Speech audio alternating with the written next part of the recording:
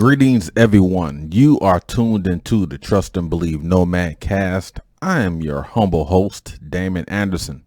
Please continue to like, subscribe, click the bell icon on the Trust and Believe Nomad Cast. For the video, you can check out my YouTube channel at Retired Master Sergeant 20. For the audio version, you can go to all your favorite podcast platforms to include Apple, Spotify, Deezer, Spreaker, Google Podcasts, Podcast Chaser, Podcast Addict, all your favorite ones. Go ahead and download that. My downloads are increasing and my subscriptions are increasing. So that is evident that I'm putting out a nice product, a good product, and I think more importantly, a genuine product, something that anybody can relate to. I know the majority of my comments and commentary is military affiliated. Of course, I mean, I did that thing for 25 plus years, so that would be the majority of it. But a lot of those produced and generated a lot of memories, a lot of life decisions, a lot of life choices, a lot of life situations that anybody can apply it to and kind of just listen to. So again, so I appreciate that. It is 21 October 2021. Today is a Thursday. For my opening remarks, it's something I've been thinking about probably for the last maybe, I will say, a year. You know, when I was active duty, I had all the time in the world. Well, I'll take that back. I didn't have all the time in the world, but I seemed like I had all the time in the world to watch sports, whether it's NBA, baseball, hockey, football, college basketball, college football, whatever. Those are the main ones I watch. But I've noticed since I retired and now I really have all the time in the world, it seems like I don't have time now to watch sports and to digest sports like I used to. I still make time, you know, if we don't go anywhere on a Saturday, that is my college football day. Sunday is the same way as NFL. But I've noticed in years past, again, when I was on active duty, it seemed like no matter what I was going, whether it's, you know, just being home, the family, work situation, whatever, I always found time to watch a baseball game, to be definitely invested in it, be definitely invested in the NBA and all these sports. And it's like now, man, it's like the NBA season has started and I kind of watch some of the games. I don't know if my interest level, I don't want to think my interest level is getting lower when it comes to watching those sports, because I still like them. So I'm just kind of wondering. It's something I've been thinking about, like I said, the last year or so. It's like now I have all the time in the world, way more time than I've ever had in my life, right? And now it's like, man, it's like I'm trying to find time to watch a game, trying to find time to do this, to do that. And it's like, dude, you get all the time in the world. And it's like it was never a problem. You know, I would go to the field or do like a operation or exercise or whatever the Army, the Marines had me doing, you know, and then you couple that with family responsibilities and the day-to-day activities. But I found time to watch sports, you know, and it's like I had time to play Madden and do all these things. And it's like now I got all the time in the world. All the time now is all my time. You know what I mean? And it's like, man, it's like a struggle to try to find and watch sports. And I am still a sports fan. I am a sports fan through and through. I love my Detroit teams, Michigan. I enjoy watching all the teams, all the players. But it's like, you know, sometimes I wonder, has my interest level decreased since I've been retired? You know, I don't think it has. I just got to stop making excuses. Look, dude, watch the freaking game. Don't make it more than what it is. All right. You know, if anybody going out there, please leave some comments. If anybody going through this in life, leave some comments in there and tell me what you've been thinking. How has it applied to you? But it's like, yeah, man, I really want to watch more sports than I do. It's like some of the ESPN shows, the First Takes and all those. I used to watch those, you know, without abandon, but now it's like I don't watch those. It's like I'm more YouTube now than anything. But yeah, I'm gonna get back on it. Like my Pistons lost last night, so I'm definitely going to get back on watching my NBA games and all that. It could just be, I'm making it more than what it is. But I just thought that was kind of interesting. I guess you want to title that losing interest in things you used to enjoy. And again, I don't think it's an interest. My interest level is decreasing. It's just one of them things. It's like, man, just freaking watch the game, dude. Just sit down, and watch it. You got all the time in the world. You worked all these years to enjoy this time. So freaking enjoy it. That was my opening remarks. So next, we're going to transition into sneaker stories on the Thursday. Stay locked. Stay tuned in. Again, appreciate everything. Get the likes up, the subscriptions, click the bell icon, do all the etc. Everything that is required of this YouTube channel. Download the Apples, the Google Podcasts, the Spotifys, the Spreakers, the Geo Savings, the Podcast Addicts, the Pod Chasers, all the etc. All right. Again, we're going to transition to sneaker stories on the Thursday. It is 21 October 2021. We'll be back. Sneaker stories on the Thursday. Stay locked.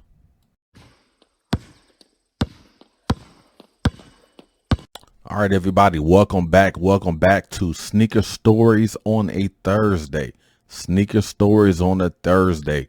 Again, the Retired Master Sergeant 20 YouTube channel, Apple, Spotify, Podcast, Google Podcast, and all your favorite ones. All right, so today for Sneaker Stories, we're going to talk about a brand and a shoe that had a significant moment in time as it relates to fashion. It was a fashion icon. A lot of the young folks probably say, oh, we ain't never heard of them. They selling their products in Walmart now. Well, that's true. But back in the 80s, this brand called Reebok was huge brand from England. And they used to have a corporate headquarters in Massachusetts, if I remember. But I remember as a youth growing up in Detroit, people were wearing Reeboks, and Reebok at the time, they didn't have that much traction and footing as Adidas did, a stronghold, if I should say, in America, like Adidas and Nike and even Converse, to some point. But Reebok was huge, especially like where I grew up at. I remember they had the basketball shoes. They had the 5600s, the VTGs, the 4600s. And I think they kind of made their money too also on the aerobic side. For all the older listeners out there, you may remember in the 80s, Reebok was huge in the workout and the aerobics world. They had, the ExoFits, the 5411s, the workouts. I remember the 5411s. A lot of the girl gangs in Detroit back in the 80s, they used to wear the 5411s. I know the females from New York and some other places, they used to rock the 5411s. And it was like a soft shoe, and they had straps on it at the top at the ankles. And you would see some girls, they would keep the strap, keep it strapped, or they would have the strap kind of just hanging. But they used to call them the 5411s. And yeah, a lot of people used to wear them. But again, Reebok was huge. And if you look at a lot of the basketball shoes back in the 80s, if you look at them now, if you look at through today's lens, you consider them clunky and big and all that. And them shoes, they were clunky, they were big, and oftentimes they were heavy. But now you see people are wearing these big old clunky shoes, and to me they look ridiculous. But then maybe that's what the older people were saying back in the 80s when we were trying to, breaking our necks trying to get some of these shoes. But nonetheless, Reebok had a huge influence, especially on me. I had probably about 3 pair of Reeboks, in my youth back in the 80s. I had the 4600s, which was a basketball shoe. I had the Reebok workouts, and I had some Reebok pumps. And saying that is going to be the sneaker story today. Going to talk about the Reebok pumps that came out in 1991. And what's significant about the Reebok pumps, deebrown wore the Reebok pumps when he won the slam dunking contest back in 1991. And if you ever look at the YouTube videos or the pictures, right before he dunked, he pumped pumped a little basketball on the tongue. And I'll show you what he did. And what's significant about these shoes for me, I bought these shoes at Sibley's Shoes in Detroit. It's on Livernois Avenue. Sibley's actually was started in Detroit. It's no longer in business. They went out of business years ago. But they started in 1920, if I remember. Sibley's Shoes. It was called Sibley's Florsheim Shoes. And that's where a lot of people used to go get their shoes, whether it was gym shoes, whether it was like dress shoes or whatever. You know, my dad used to take me to Sibley's and get my dress shoes for Easter so I can be looking good on Easter. And, you know, so it was good times, man. Sibley was a good store. They had Sibley's all around Detroit, but the one that was close in my neighborhood was on Livernois Avenue. And I remember when they came out in 1991, these shoes I'm getting ready to show you.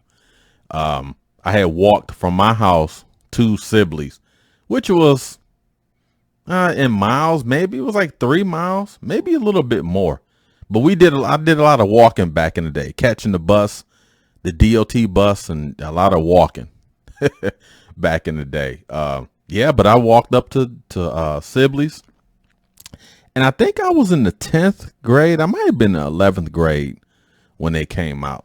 But nonetheless, man, I remember I told my friends, yo, these Reebok pumps, the Omnis, they coming out tomorrow. I'm going to get them. And if I remember, I can't remember the price. Maybe it was like 100 or something. I could be wrong. I could be off a little bit. But nonetheless, I saved up my little money and bought these Reeboks. So I'm going to show you these here, the Reebok pumps. Again, I always like to show the box. I didn't do it with those forms I did last week. The Reebok pumps, I bought these on StockX. And I've been infatuated with, for StockX, because it's from Detroit, so it's a local company. Everybody should be familiar with StockX. I'll put that link in the description. But I've been infatuated. They've been releasing a lot of these old retro shoes that I've had for years ago. And I'm like, man, shoot, this is part of my retirement enjoyment, just to buy these shoes that I had way back in the day. So again, these are the Reebok pumps, and I don't remember the box. It's like I remember a black box. I could be wrong. Right. So I'm going to show you the Reebok pumps that deebrown wore back in 1991 for the slam dunk contest. And if you remember, I referenced earlier when he was getting ready to dunk, what he did, he pumped the basketball. Now back then the pump actually worked, right? Now it's like I've worn these probably about a couple times already. And I don't feel that suction when I'm pumping the basketball. But nonetheless, if you ever look at the video, he pumped that basketball and then he went and dunked and he won the dunking contest. And then after the fact, Reebok sales soared. They had these Reebok pumps and they had another Reebok pump that was a little bit higher, and they had a bunch of little assortments on the side. But these were the Reebok pumps that deebrown wore in 1991, and these was recently retroed. They're a little bit thicker than the original ones, and they had the hexalite at the bottom. And when Reebok put the hexalite on there, it was kind of in competition with the Nike Air Bubble. At the time, Adidas had the torsion bar. So Reebok came in with the hexalite. And that's the actual hexalite right there. I think, if I remember, it seemed like that hexalite was a little bit bigger. I could be wrong. But nonetheless, these are the Reebok pumps.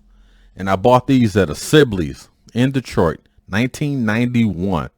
Again, telling my age on these sneaker stories. And Reebok, I'm telling you, they sales soared. Man, they sales soared. He took that basketball, man, and dunked it. And there you go. History was made. Reebok, I'm telling you, it was a great brand. Now you look at Reebok now, I think a lot of the younger folks, they don't really, I guess I don't want to say they don't appreciate the brand, because a lot of them do. A lot of the young folks, they have an old soul to them. But I think it's one of them things where you kind of got to do research and see, what the older folks, I guess from our generation, used to wear, because I think we did it. We used to see what the older folks used to wear when it came to like with the suits and, all these different things. But Reebok, and if you look at like the Dolce Gabbanas and the Balenciagas and some of these, weird foreign brands, a lot of their silhouettes copied off of Reebok. The companies copy off each other, because I've seen some of them. They got some shoes looking like Stan Smith Adidas, and everyone, especially the older guys, the older heads, know those are copied off Stan Smiths. So they all copy off each other. I guess that's what you do in competition, right? See what the other person is doing and try to, make it better. But Reebok was huge, man. I used to love wearing Reeboks. They were so comfortable. Some of the basketball shoes were still kind of stiff. But again, if you look at, back in the day with the 4600s, the 5600s, it was huge. And then Reebok actually took off even more into the 90s, because now you bringing in the Iversons with the question and answers. And Reebok gave him a lifetime contract at Reebok, Allen Iverson. His first shoes, that very first shoe that he came out in 1996, that shoe was phenomenal. So I think after this, I'm going to have to go on StockX and buy that old Iverson and tell the story about the Iversons. And I think I'll do that. And then also, even before Iverson signed with Reebok, Shaquille O'Neal, that was his first signature shoe. He had the Shaqnosis. He had, oh man, I forgot what the other Shaq. And I believe his first Shaq, I could be wrong. I have to look at it later. But I think the first Shaq that came out, it was a pump on his shoe. I could be wrong. But I think his first shoe had a Reebok pump on it. And then Nike ended up making a shoe with a pump. Mark Jackson wore it for a little bit. And it's like all those trends that was going on in the 80s, whoever caught fire, other brands looked at that. Like I mentioned about the Hexalite, right? Nike had the air bubble, what they still do. Adidas had the torsion bar. So Reebok was like, hey, we need to join this as well. People want these shoes. They don't want them so stiff, because these shoes are actually soft. The bottoms were soft, because as you notice, years ago, the basketball shoes was very stiff due to material. And, but once the designers start getting smarter with the materials, trying to make it softer, trying to make it lighter, trying to make the shoe more fluid, because remember, people are playing basketball in these. People are walking around in these. People are doing exercises in these shoes. So how do we make this shoe more comfortable? Let's make it lighter. Let's streamline it. Let's try to use the best materials that we have at this moment of time.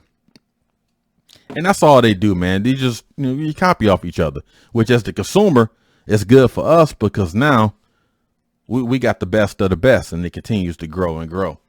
But man, I tell you, I really enjoyed those Reeboks. And I remember when I bought them, it was a rainy day, and I walked in the rain. I didn't care, man. When it came to shoes, even to some extent, even now, I walk in the rain. I wear a size 10, but if it's a shoe that I really want, especially if it's a retro, I'm willing to sacrifice comfort. So I go, if I know I wear a size 10, right? And if I need to, get this shoe that I really want, and the only size I have is a 9.5, maybe a 9, I'll think about it for like 7.5 seconds, and I'll get it, just for the fact that, it's a shoe that I wanted.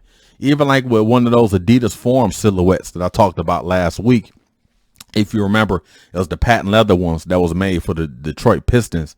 That one, I think, is a 9.5 or a 9, but I don't plan on wearing that one. That's just going to be my own collector's items. But yeah, I want to kind of share this story about the Reebok pumps. Again, I've worn these a couple times, and they still feel pretty good. They're a little bit bigger than what I originally remember them as, but then my foot was smaller back then too.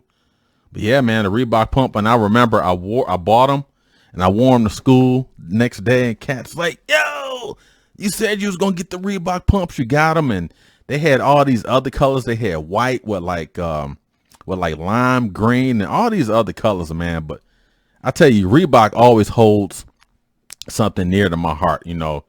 Growing up, I was an Adidas guy, and I like my Jordans and Nikes and all that. They all played a role.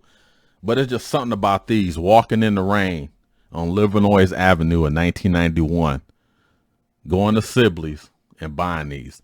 And that Sibley's now, it's a Foot Locker if I remember. I think it's a Foot Locker now. But yeah, went to Sibley's in 91 and bought these Reeboks. Another fun fact about Reebok, Adidas bought them, purchased them, I think in 2005. And they recently sold them because it was, Adidas bought Reebok. It's almost like when companies buy other companies. I think you need competition.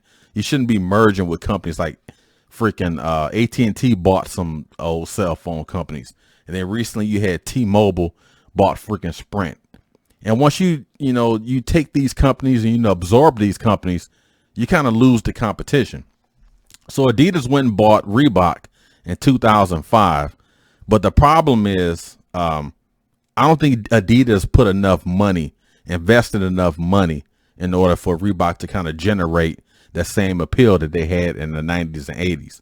And another fun fact, Beyonce, which is, she's with Adidas now.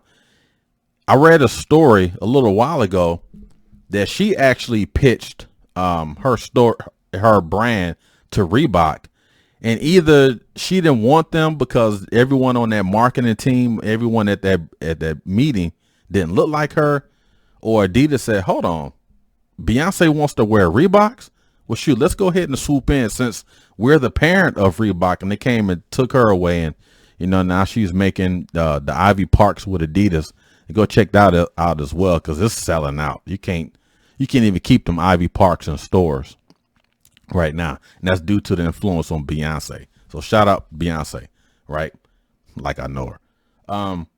But I tell you, man, Reebok, I think Adidas really did a disservice in the way they kind of treated Reebok, because they didn't really source Reebok at all. They didn't source them. They didn't provide resources. They didn't do anything. It's kind of like they were just hanging out. It's like the Adidas was wearing all the nice clothes, and Reebok was like the redheaded stepchild. And I know they was recently sold not too long ago. I don't know who. I had to do some research and find out who bought them. But man, it's almost like a tragedy to see what the brand was back in the 80s and 90s. And I remember like the workout Reeboks. They used to have the word Reebok, and they had like the British flag on the side. I mean, that junk was cool, man. I mean, I'm kind of geeking out right now because I'm like the ultimate sneakerhead. Not none of these new versions. I mean, it's the stories involved with these. And man, it was cool, man. Yeah, but I wanted to share this short story about the Reebok Pump 1991. It's significant to me because I remember deebrown wore these. He played with the Boston Celtics, and he won the 1991 dunking contest, and he pumped them. And they used to have it, pump it up, pump it. And then they had an actual commercial when they was dissing Nike. I forgot what the commercial was about, because Nike had Nike Air, what they still do, and Reebok had the pump. And they said, was it pump in, air out, or something like that? But whatever it was, you have to look at it. It was a diss on Nike, which again, you should diss your competitors. It's the competition. But yeah, man, 1991, I walked in the rain on Livernois Avenue in Detroit to buy these at Sibley's. Man, I tell you something about these retro gym shoes, man. It's something. It is something. Wow. So I appreciate that. Appreciate listening to my sneaker stories on a Thursday, whether you watching it or listening via your car. Appreciate everything. So what I like to do now, go ahead and transition into Turnaround Thursday. I used to have that as a separate segment, but what I do, I just kind of compile it, make it all one. So Turnaround Thursday. So I like to go back in the archives and talk about the things we talked about this past week, right? So we're going to start with Monday, which is Monday Mental Combat. And we talked about Colin Powell. Rest in peace, sir. He passed away Monday. He had a huge influence on me. I never knew the man, but some of the things that he did, some of the things I read about him, and being able to kind of go to some of the places where he went to, where he was stationed at in Germany, was like a profound moment. So definitely, man, all praises due, and, prayers to his family, such a wonderful man, such a wonderful man. Also on Monday, I talked about the ability to read the room, the ability to read the room. And that's something that is a lost art. It takes experience. It takes being able to understand your surroundings, being visual, and having those ears pointed. That we call it the third eye, your brain. Making sure you just knowing where you need to be, knowing where you should be, knowing if you want it, knowing if you not want it. Reading the room. All right, Tuesday. Talking on a Tuesday, we talked about some of my open remarks were talking about don't expect the you in people. And that is something that I suffer with. I'm always expecting the way I will handle it for other people to handle it the same way. And we're all, it's the beautiful thing about us. We all created differently. We think, our thought patterns are different. Our experiences are different.